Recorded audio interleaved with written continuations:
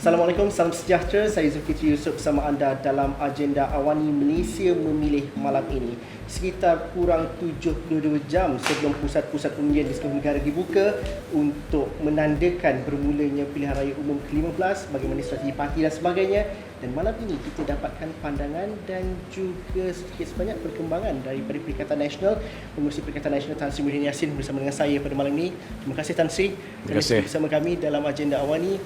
Pertamanya Tan Sri, kalau dapat dilihat, mungkin ataupun bagaimana Tan Sri melihat kempen perjalanan strategi dilakukan oleh Perikatan Nasional buat seketakat ini menjelang 72 jam detik-detik terakhir ini Tan Sri? Ya, ini tinggal beberapa hari saja lagi. Pastinya yang pertama saya telah orang kata bergerak lebih awal lagi sebelum hari penamaan calon, memperkenalkan Perikatan Nasional, menjelaskan apakah asas dan objektif penubuhannya dan perjuangannya, naratifnya. Jadi selepas pada hari penamaan calon, walaupun di peringkat awal kita ni dianggap sebagai underdog, katanya begitu. Tapi bila saya sudah mula turun ke hampir semua negeri, buat tinjauan di lapangan, berjumpa dengan ramai pimpinan-pimpinan Perikatan Nasional dan juga kumpulan-kumpulan yang lain di bawah tu, saya lihat agak sambutan kepada Perikatan Nasional ni cukup membanggakan, menggalakkan.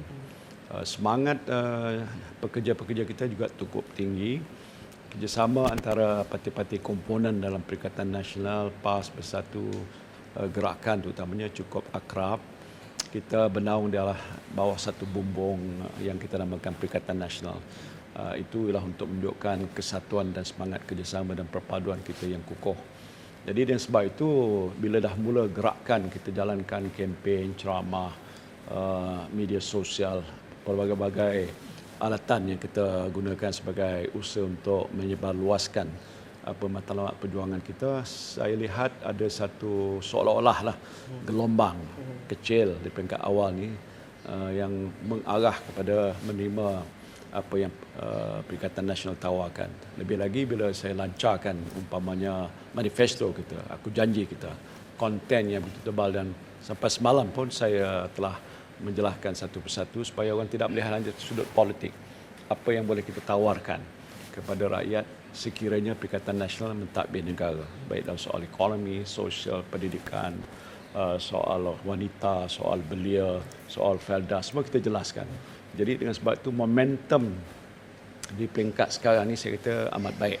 Persoalan berbangkit ialah bagaimana nak kita pertingkatkan dan capaikan dalam satu tempoh masa yang begini singkat, insya-Allah. Itu persoalan pokoknya. Ramai yang akan bertanya perkara mampu tak capai sehingga 112 itu. Kerana banyak juga analisis yang dilakukan, banyak juga yang mengatakan bahawa ini mungkin sejarah akan tercipta, mana parti-parti politik mungkin bukan mudah untuk mendapatkan angka 112 itu. Justru banyak juga cerita mengenai kerjasama yang bakal dijalankan oleh Perikatan Nasional apabila menang. Semalam juga diperjelaskan oleh Tan Sri dan juga Datuk Seri Takiuddin. Tapi mungkinkah perkara itu berlaku? Perikatan Nasional, Barisan Nasional, pada pandangan Tan Sri kalau dapat jelaskan? Ya, banyak pihak penganalisa politik, malahan orang kata observer pun telah membuat sedikit perkiraan ataupun congak kata orang, angka-angka yang kemungkinan parti-parti yang bertanding ni boleh capai. Dan ada juga yang mengatakan kemungkinan besar sebahagiannya tidak akan tercapai disebabkan sudah berlaku macam perpecahan di kalangan parti-parti yang mendukung perjuangan masing-masing. Saya sukar untuk nak menyatakan benar ataupun tidak. Orang kata tak boleh nak melompat jump the gun ataupun cross the bridge dulu baru kita tahu. Apapun strategi kita sekarang ini untuk orang kata usaha bersungguh-sungguh dengan harapan akan ada satu gelombang. Saya fikir yang penting di kalangan kita, terutama Perikatan Nasional, kalau gelombang di kalangan Melayu itu kukuh dan kuat dan sudah lihat ada petanda-tanda begitu, kemungkinan kita akan tercapai. Ya, kita tidak tahu dalam masa 3 hari ini apa akan berlaku. Sebagai contoh, kalau ada satu perasaan bahawa mereka takut dan bimbang kalau negara ini jatuh ke satu tangan pihak yang mereka tahu mungkin akan membawa satu musibah, ataupun pihak yang sekarang ini terlibat dengan kancah-kancah salah laku, rasuah dan sebagainya. Ada kebimbangan tu, terutama di kalangan pengundi-pengundi Melayu dan sebagainya. Jadi dengan sebab itu kemungkinan sasaran boleh tercapai. Saya tak boleh nak kata kalau tidak tercapai macam mana. Saya fikir itu kita akan lihat, katalah malam 19 bulan bila dah diumumkan, tak ada satu parti yang mencapai jumlah 112. Waktu itu kami akan tentu duduk bersidang mesyuarat tergempar nak fikir apa strategi langkah, apa pilihan. Pada ketika itu? Ya, mungkin antara lain adalah kalau kita nak kirakan ada perlu gabungan, kita ada sahabat kita yang ada di Sarawak sebagai contoh, ya, yang saya fikir tidak merupakan satu gabungan seperti GPS sebagai contoh, yang saya lihat sejarah dari dulu pun menyokong saya, membantu kita dan sebagainya membentuk kerajaan, dan tidak ada isu-isu janggal ataupun yang saya rasakan bercanggah, kerana yang ini jadi satu pegangan yang agak serupa ataupun hala tuju yang sama. Kemungkinan itu. Jadi kita tengok yang mana satu yang mungkin ada haluan dan tujuan yang serupa, yang tak bercanggah dengan dasar perjuangan kita, tak mengorbankan prinsip kita dari sisi Islam ataupun soal hak Melayu dan sebagainya. Itu antara asas atau keupayaan mereka. Itu kita akan ambil kira kalaulah timbul keadaan seperti itu. Tan Sri menyebut bahawa gelombang khususnya sentimen Melayu itu cukup kuat mengarah ke Perikatan Nasional. Namun begitu, bagaimana pula dengan undi-undi mereka, pengundi bukan Melayu? Bagaimana memikat? Kerana kalau di pihak lawan juga, seperti Barisan Nasional, itu juga kekalan mereka. Perikatan Nasional bagaimana Tan Sri? Ya, saya tahu itu. Memang ada rebutan kerana kumpulan sasa itu serupa. Yang majoritinya sebahagian besar di negara kita ini Melayu. Bukan kerana ras ataupun racism atau rasisme, tetapi ialah itu hakikat realiti politik dan profil demografi yang kita lihat dalam negara kita. Namun begitu, kita tak nafikan keperluan dan kepentingan pengundi yang bukan Melayu. Walaupun sedikit sebanyak adalah perkara-perkara yang menyebabkan mereka berfikir panjang dahulu sebelum memberikan sokong kepada kita sebagai contoh, kerana mereka mungkin tidak berfaham bagaimana gabungan Parti Bersatu dengan PAS sebagai contoh, mencurigakan mereka sebagai contoh. Tetapi walaupun gitu, kita dah melihat selepas di Melaka, selepas di Johor, trend ke arah menyokong tu sudah bertambah, tapi tak cukup kuat. Jadi apakah dalam tempoh 3 hari ini dia akan meningkat, katalah kepada berapa peratusan yang kita jangkakan boleh tercapai. Itu daripada kelompok yang bukan Melayu. Tapi andaian itu dapat dibantu dan disokong, kalau sokong Melayu itu mencacak kata orang sampai ke mungkin 60 ke 70%. Kalau itu, maka dia punya keputusan itu akan banyak berubah. Yang ini ikut pertimbangan dan perkiraan kita lah. Tan Sri, bagaimana? Satu yang sukar untuk diagak ialah pengundi baharu dan juga pengundi muda. Ya. Cara mereka buat keputusan sukar diramal dan ini kali pertama nak diuji secara keseluruhan di seluruh Malaysia. Betul. Bagaimana Perikatan Malaysia melihat untuk memikat mereka kelompok ini bagaimana? Dan itu satu daripada strategi kita yang saya fikir lain-lain parti pun buat sama. Dia iktiraf ini kumpulan yang baru 18 tahun ke atas yang sudah didaftar sebagai pemilih dalam pilihan raya ini. Dan kita pun strategi kita begitu juga, menuju kepada satu memaklum dan juga memberitahu kepada generasi muda yang baru mesti mengundi, itu pertama. Kedua, kenapa sebab mengundi? Soal basic aja. Pasal mereka sebahagian besar ni baru keluar sekolah, tidak menceburkan diri dalam arena politik jauh sekali. Nak mengikuti perkembangan pun mungkin terbatas dan terhad disebabkan mereka baru keluar daripada institusi pendidikan. Tapi sebab itu kita berikan penerangan basic dan kita minta ibu bapa mereka yang biasanya menjadi rujukan, source of reference oleh anak-anak ini, apa soal yang mereka nak timbangkan waktu menghadapi pilihan raya. Siapa parti yang mereka harus pilih. Saya percaya idealisme anak muda itu jelas. Dia tidak mahu yang kotor, dia tak nak korup, dia tak nak salah guna kuasa, macam-macam hal begitu. Dan ini saya tinjau di lapangan waktu saya turun. Sebahagian besar dia dalam ceramah-ceramah saya. Saya tanya mereka apa yang mereka mahu. Dan tentu kita beri juga perhatian utama dalam kita punya manifesto khusus untuk belia. Ya, tentang soal pendidikan, tentang soal peluang pekerjaan, tentang soal membantu mereka selepas keluar institusi pendidikan tinggi untuk persiapan untuk rumah kediaman mereka. Kita ada skim-skim untuk bantuan-bantuan seperti itu yang saya fikir menjawab sebahagian daripada minat mereka. Dan ini saya fikir membantu kita untuk menarik sokongan daripada kumpulan anak-anak muda ni. Tan Sri, bercerita pasal manifesto, bagaimana manifesto yang ditawarkan oleh Perikatan Nasional adalah sesuatu perkara yang diukur, disukat, mampu untuk direalisasikan. Ya. Kerana kalau selepas 2018, masyarakat dan juga komuniti begitu kritikal dengan apa yang terkandung dalam manifesto itu. Ya. Dengan Tan Sri, bagaimana Ya, betul. apabila jumpa di lapangan, mereka... Ya, dan saya sekarang ni tidak banyak mencerita soal-soal yang lepas-lepas. Saya banyak menceritakan apa yang kita boleh buat. Pentingnya ialah kerana satu, kita berhadapan dengan krisis. Mungkin tak disedari bahawa kita masih dalam situasi krisis post-pandemic mengenai dengan soal baik soal kehidupan ataupun soal nyawa mereka lepas ekonomi yang telah terkesan, masalah kemiskinan yang meningkat 40% jadi ke 60%. Jadi semua berhadapan dengan masalah-masalah sebegitu. Jadi sebab itu bila kita kemukakan tawaran-tawaran seperti itu, ini saya ambil masa lebih dalam mana ceramah macam semalam di Pasir Gudang. Itu yang memakan masa lebih 3 suku untuk nak tahu jangan pilih parti, tapi parti itu boleh buat apa, dan khususnya untuk menguruskan hal-hal negara dalam tempoh yang cepat, urgency of situation. Jadi ini untuk menyedarkan pada pengundi bahawa kalau begitu, apakah kita Perikatan Nasional mampu untuk menguruskan hal ehwal mereka? Dan saya jawab mampu.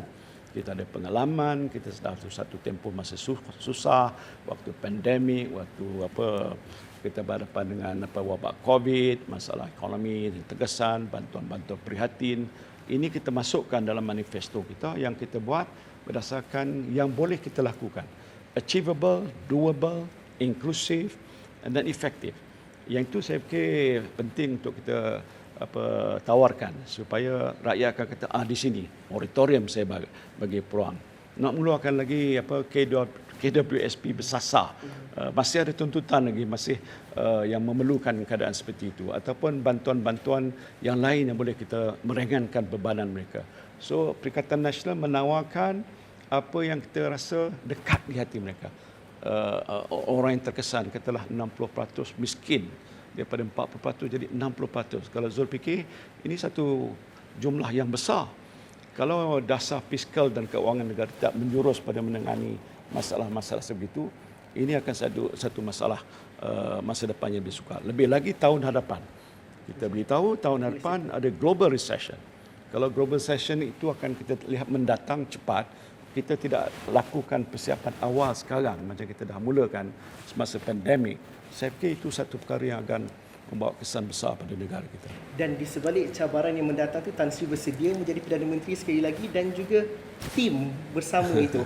Kerana ini datang sebagai satu pasukan. Kerana rakyat mengatakan bahawa, kalau saya memetik daripada Kajian Ilham Center yang dengan kerjasama Awani mengatakan bahawa 79% mengatakan bahawa masalah yang kerajaan atau ahli politik itu selesaikan kemiskinan dan juga masalah kemelisatan ekonomi. Jadi itu tugas berat yang saya dah sebut dulu. Sebelum Zul tanya, saya dah kata dulu. Jadi, mana saya sudah tahu. Dan juga tim juga bagaimana. Saya tahu. Itu saya serah pada takdir Allah. Kalau saya dijadikan kembali seorang Perdana Menteri semula, saya dah tunjukkan bukti dalam situasi yang paling sukar. Apa yang hasilnya hari ini? Outcome-nya apa? Kita hampir sudah landaikan masalah pandemik COVID, kita dah mula buka ekonomi, dah bagi bantuan, kita mencuah-cuah wang begitu banyak, berbilion-bilion. Itu yang sudah lalu. Kehadapan ini macam mana pula? Jadi sebab itu dalam soal ini yang paling utama is soal leadership, kepemimpinan, keupayaan, bertindak luar dari kotak, ambil langkah-langkah yang cepat dan segera. Pasal isunya krisis. Jadi isu saya faham, kerana saya sudah mengurus hal ini sebelum. Nak minta sedikit masa saya selesaikan kerja saya. Jadi kalau dibagi ruang dan peluang untuk tempoh, tak usah lama lah, 5 tahun itu panjang. 2-3 tahun ke hadapan, kita akan menguruskan ekonomi kita secara yang terbaik dan akan lihat kesannya berdasarkan manifesto yang telah pun saya bentangkan itu. Profil calon yang ditampilkan oleh Perikatan Nasional, bagaimana Tan Sri? Kerana kita tidak mahu kalau calon dipilih itu tidak sesuai dengan calon, saya potong cakap. Teruskan. Semua calon kita disaring pertama oleh SPRM. Kalau bawa nama dia masuk SPRM, bendera merah naik itu, tahulah tak boleh. Tak boleh. Itu satu. Kemudian PDRM, keselamatan, kes-kes jenayah, kalau ada, tak boleh, buang. Yang ketiganya LHDN, kalau dia ada berhutang tak bayar cukai sama sekali. Keempatnya insolvency. Ya, selain daripada akhlak, pengalaman, kelulusan itu ambil kira. Jadi kalau semua 100% calon yang kita kemukakan itu telah clear Jadi jangan bimbang nak pilih ini kok ada kes lain. Tak ada. Itu maknanya satu bukti bahawa kesungguhan kita. Ini bukan soal pilihan raya. Siapa nak menguruskan selepas pilihan raya? Dan itu adalah terdiri pada calon-calon yang dipilih oleh rakyat. Mereka mahukan calon ini berwibawa. Jangan ulang lagi sejarah lampau parti-parti lain yang telah membawa satu kesan terpalit, rasuah, amalan-amalan yang tidak sehat. Ini kita nak jauhkan. Sebaik mungkin akhlak dan budi pekerti, bahasa dan sanggup berkorban, turun ke lapangan setiap masa, mendengar masalah rakyat, bawa pada pihak kerajaan apa cara nak selesaikan. Bagi saya itu penting. Jadi it's not just putting candidate, tapi yang ada wibawa, qualified, integrity, itu asas kita. Mereka angkat sumpah, saya mengkepaliinya untuk menentang rasuah. Saya tak tahu parti-parti lain buat begitu tidak. Bukan sekali di Melaka, di Johor, baru ini pun saya mengkepalai. Semua calon-calon di hadapan mengangkat sumpah untuk tidak melakukan sesuatu yang bertentangan dengan Akta Pencegahan Rasuah Malaysia. Apa bezanya Perikatan Nasional untuk PRU ke-15 kali ini? Kalau dibandingkan dengan Johor, dengan Melaka contohnya, dan juga kerjasama dengan PAS itu dilihat bagaimana skalanya Tan Sri melihat keserasian dan juga meneruskan kerjasama itu kalau tertubuhnya Satu, saya tahu kalau setakat Perikatan Nasional parti saya saja tak sampai ke mana. Sebab tu bila saya tubuhkan Perikatan Nasional, pengasas Perikatan Nasional ialah PAS bersama bersatu. Jadi ini hubungan yang begitu akrab, rapat yang telah pun kita jalinkan hari ini. Urusan pilihan raya dilaksanakan sampai ke akar umbi cukup mantap. Ya, walaupun ada andaian ni tak sama itu tak, saya fikir itu bukti bahawa ada keserasian, ada kesediaan dan ada komitmen yang agak jitu antara parti-parti yang dalam Perikatan Nasional. Jadi ini membuktikan bahawa langkah kita ke hadapan tu memang diterima baik. Dan kesannya saya sebut tadi pengundi Melayu terutama melihat ini satu gabungan parti politik Melayu yang terbesar kalau dibandingkan dengan parti-parti yang lain yang bertanding dalam pilihan raya. Hatta Barisan Nasional ataupun Pakatan Harapan, kita yang terbesar. Jadi itu bagi saya penting. Kerana mau tak mau dari segi profil, demografi, politik dan sebagainya, itu keadaan di Malaysia. Jadi kita menawarkan apa yang kita fikir secocok dan serasi dengan kehendak rakyat. Kita nak berhenti lihat seketika dahulu. Jumpa lagi selepas ini.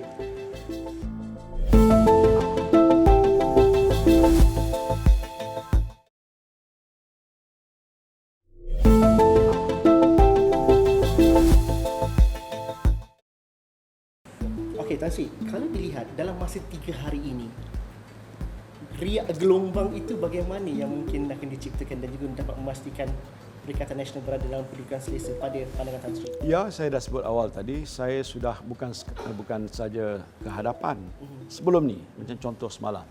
Kalau saudara Zul berada di Pasir Gudang, ya, tak tahu macam mana tak nak duduk.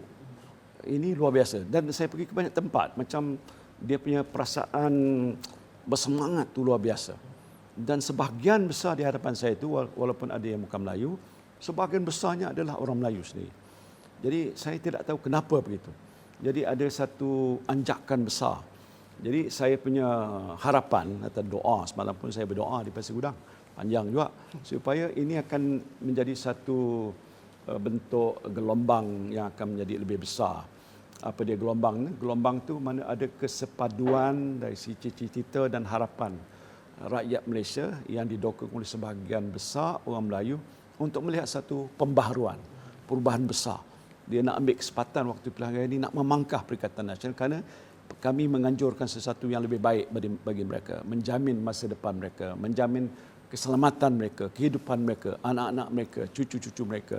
Jadi ada hope, iaitu satu yang agak begitu tinggi. Jadi sebab itu dalam tempoh beberapa hari ini saya fikir gelombang ini akan jadi membesar. Dulu kita sebut tsunami. Saya harap tsunami yang boleh membersihkan sampah sarap politik yang dah rosakkan Malaysia ni, dan kita menawarkan sesuatu yang baru, yang bertenaga, yang agak saya fikir yang boleh kita laksanakan, dan ini yang saya fikir menjadi cita-cita sebahagian besar rakyat Malaysia. Apa yang diberitahu oleh mereka yang datang, orang Melayu yang berjumpa dengan Tan Sri, apa yang mereka adukan kepada Tan Sri kalau dapat dikongsikan sentimen mereka dan juga perasaan mereka? Pertama dia kata dia nak Abah balik semula. Saya tak tahu kenapa dia panggil saya Abah.